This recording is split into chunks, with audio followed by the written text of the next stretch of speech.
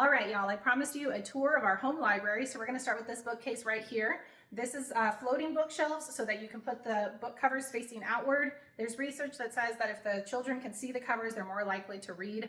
I don't know if I've seen that to be true, but I like having these bookcases anyway.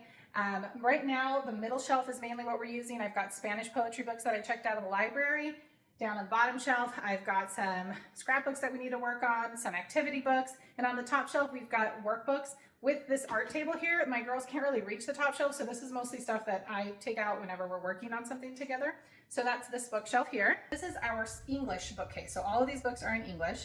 On the top shelf, I have chapter books, and I figure if you're reading chapter books, you're tall enough to reach the top shelf, so that's why I put those up here. Then I have nonfiction books, fiction books. These are paperback fiction, as well as learning to read books, so they're leveled books. And then at the end here, I have collections. If you don't know what a collection is, it's just multiple stories in one book all bound together. Then down here, I have toddler books. These are kind of interactive books with like music or flaps. And then on the very bottom shelf, I have baby books. And then these boxes are books that my girls have written themselves. Let me show you my Spanish bookcase next.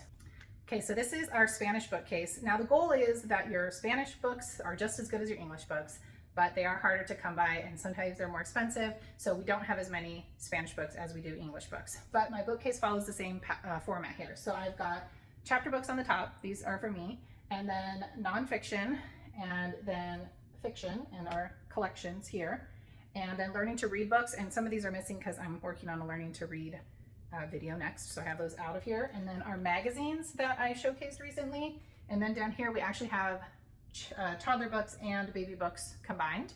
And then on the very bottom shelf are Hola Amigo boxes. We used to subscribe to Hola Amigo, and I still have a lot of their boxes, but since they go with Spanish, they're here with our Spanish bookcase. And I have one more bookcase to show you. And this is the next bookcase over. And on the bottom shelf, I have a ton of activity books. I have Mark Rober's Crunch Lab boxes. We've got a few of these we haven't finished. Then I started putting library books in here because we started getting so many of them that I didn't have any place to put them, and they were reading through them so fast that I wasn't able to like keep them on the bookcase that's in the dining room. So these are library books. These are library books that I need to return. These are books from our bookshelves that need to be reshelved. I forgot to say that I also keep books in the bathroom. I keep a little box of books in the bathroom. Looks like this. Nonfiction books work really well because you can just read a little bit at a time.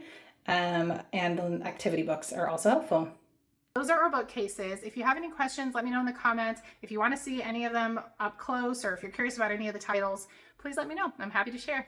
Bye.